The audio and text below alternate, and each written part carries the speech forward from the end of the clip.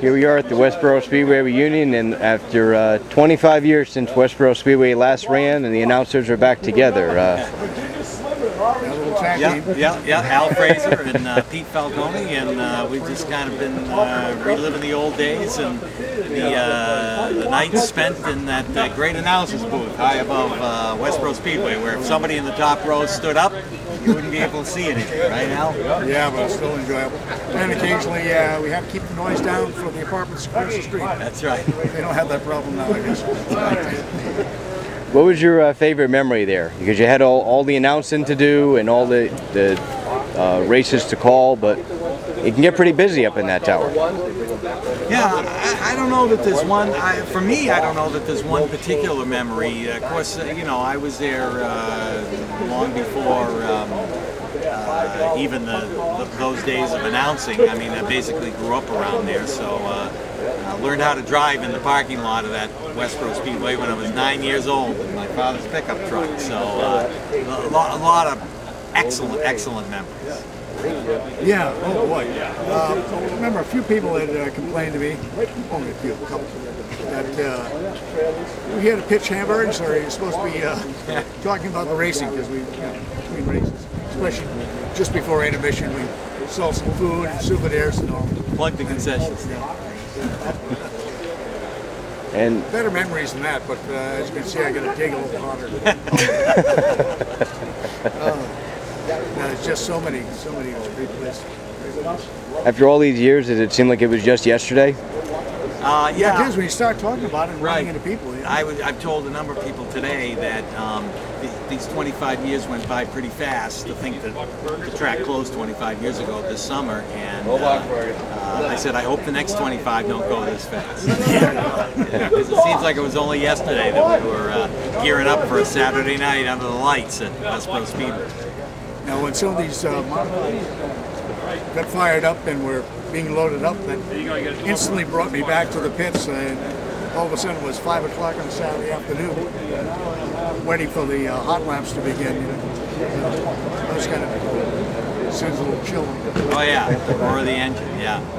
Oh yeah. Seems like everybody who's everybody went through Westboro at one point or another through the years. Yeah, I would say so. I mean, you know, that was the day when it was one of the premier tracks on the circuit. You know, the guys that ran Norwood and Seekonk and Westboro, and then the Connecticut tracks like Thompson and even Waterford and Stafford, and of course back in the days of the Plainville Stadium and Danbury Race Arena and things like that. So yeah, I mean, those were the days when a guy could build a car and it was compatible at a number of different racetracks. You know, you didn't have to have one car to run one place and a different car to run another. In fact, if you go back even into the 60s and 70s, there would be guys that might run Westboro on a Saturday night and run on the dirt somewhere in New York State or in Vermont or something on a Sunday. So the cars were compatible with so many other tracks. That's why, you know, all the big names went around to all the different tracks.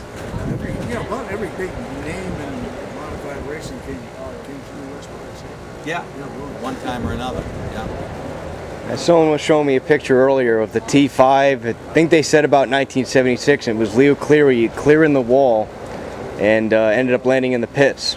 So the wooden wall sometimes could cause some pretty bad wrecks by the time they're done with them. Definitely. He actually just missed the entrance to the pits and caught the edge of the wooden fence and the chain link fence, which catapulted him into the air and ended up on his roof down in the pits. But as the story goes, he climbed out of the thing and wanted to get it turned upright and get back out there again in true Leo Cleary fashion. Phil Labasti was here earlier this afternoon, and I always remember my second night of racing. It must have been 1970, I think. Anyway, my second night of announcing at the races. Phil had a gas tank, and his car became completely engulfed in flames over in the third turn, and that was a little scary. He climbed out amongst the flames, and that picture, the photographer in the infield got a good picture of him climbing out of the car, basically on his hands and knees with the fire all around him. That went national. That picture was seen all over the world. luckily he was okay. Maybe some singed eyebrows or something, but he was okay. But that picture ended up being seen all over the world. Got put out nationally. Another quick story goes on. I think he just bought a fire suit, and his wife convinced him he better wear them. Yeah, the days when fire suits weren't mandatory. Yeah. And you guys announced at any of the racetracks through the years together, or where did Westboro after your close take you? Well, yeah, on occasion. I still do at a number of different places, and I know Al. We both are from radio backgrounds, so I know Al's done his share of calling races too. You said together there. Oh. I mean, Yeah, well, if you guys teamed up at other tracks, or what other tracks have you been to individually? No, we didn't want to spoil that act. Why wreck a good thing and take it somewhere else? It's just Westboro. It was fun. Maybe that's the main thing to remember, is through all the years it was just fun. Fun, most definitely. It was, and that's what you hear from everybody when they talk about Westboro Speedway, was that they had fun. I mean, it was serious racing, and but the fun factor was definitely in full effect. Well, thanks, guys. that was really a family atmosphere. Yeah. A little edgy later night. Yeah, but for the most part, family fun. Any final thoughts? No, just looking forward to another reunion in another 5 years. Why not? Good occasion to get together.